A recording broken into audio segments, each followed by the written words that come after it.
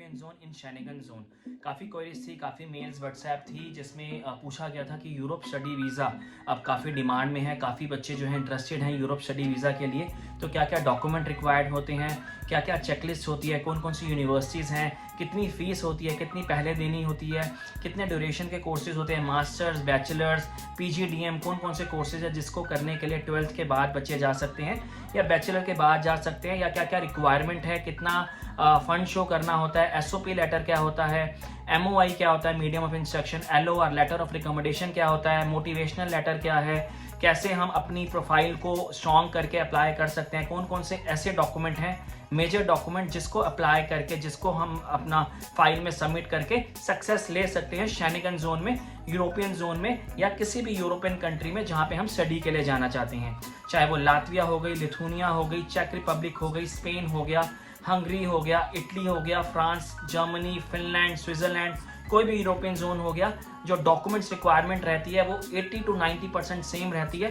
10 to 15% जो है वो डॉक्यूमेंट जो है ऊपर नीचे होते हैं, जो चेंज करने होते हैं। बाकी मेजर डॉक्यूमेंट जो होते हैं, जो चेकलिस्ट होती है, सारे यूरोपियन शेनेगन जोन की सेम ही रहती है। तो आज हम उसी से रिलेटेड सारी बात करेंगे, ये वीडियो आप एंड तक देखिए। किसी भी जोन में जो डॉक्यूमेंट्स मैंडेटरी होते हैं वो होता है आपका 10th, आपका 12th, आपके एकेडमिक्स। अगर आप ग्रेजुएशन आपने करी है तो आपकी तीनों मार्कशीट, आपका प्रोविजनल सर्टिफिकेट, आपकी डिग्री और आपकी ट्रांसक्रिप्ट, प्लस आपका LOR और MOI। MOI होता है मीडियम ऑफ इंस्ट्रक्शन। अगर आपने IELTS नहीं देना तो आप MOI लगा सकते हैं कि आपकी जो स्टडी है वो इंग्लिश में कंप्लीट है, वो आप अपने स्कूल से ले सकते हैं। उसके सैंपल हम इस वीडियो में शेयर कर देंगे। एक होता है LOR अगर आप कहीं पे जॉब कर रहे हैं, लेटर ऑफ रिकमेंडेशन, आप वो वहाँ से ले सकते हैं या अपने स्कूल से, अपने कॉलेज से ले सकते हैं। उसके बाद आपका PCC, पुलिस क्लियरेंस सर्टिफिकेट, ये आप ऑनलाइन पासपोर्ट ऑफिस से अप्लाई करते हैं।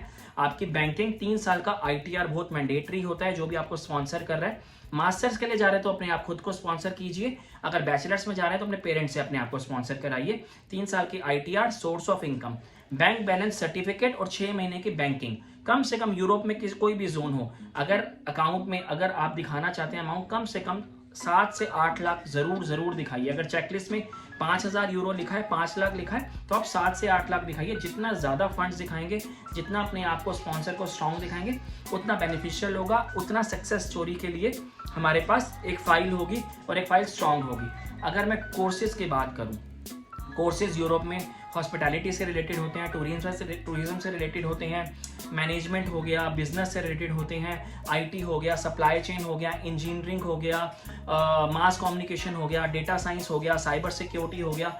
टोटली डिपेंड्स ऑन स्टूडेंट कि वो किस फील्ड में इंटरेस्टेड है या आगे वो किस फील्ड में अपना फ्यूचर देखता है। अगर मैं खर्चे की बात करूं, यूरोपियन जोन में जो सबसे कम कंट्रीज हैं, जो सबसे जहां पे फीस स्ट्रक्चर बहुत कम रहता है और जहां पे सक्सेस भी अच्छा है, वो है लिथुआनिया, लातविया, पोलैंड, चेक रिपब्लिक।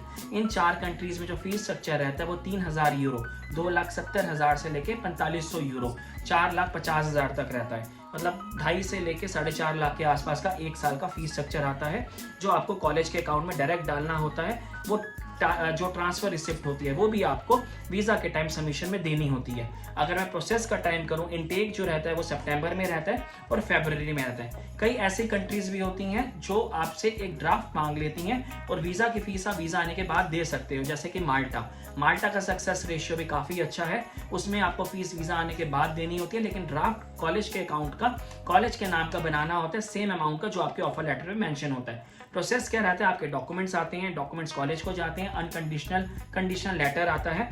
अनकंडीशनल लेटर और conditional letter depend on university.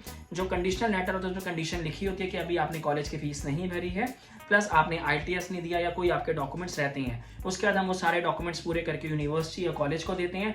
Unconditional letter आता है, आप ऑफर एक्सेप्टेंस के चार्जेस भरते हैं। किसी यूनिवर्सिटी में 100 यूरो, किसी में 150, किसी में 200, that depends on university to university and colleges to colleges, या फिर सिटीज और कंट्रीज पे डिपेंड करता है। उसके बाद आपकी पूरी फाइल तैयार होती है, डॉक्यूमेंट सारे अपोस्टल होते हैं, एकेडमिक्स और PCC, मिनिस्ट्री ऑफ अफेयर्स है कि आपके जेन्युइन डॉक्यूमेंट्स हैं।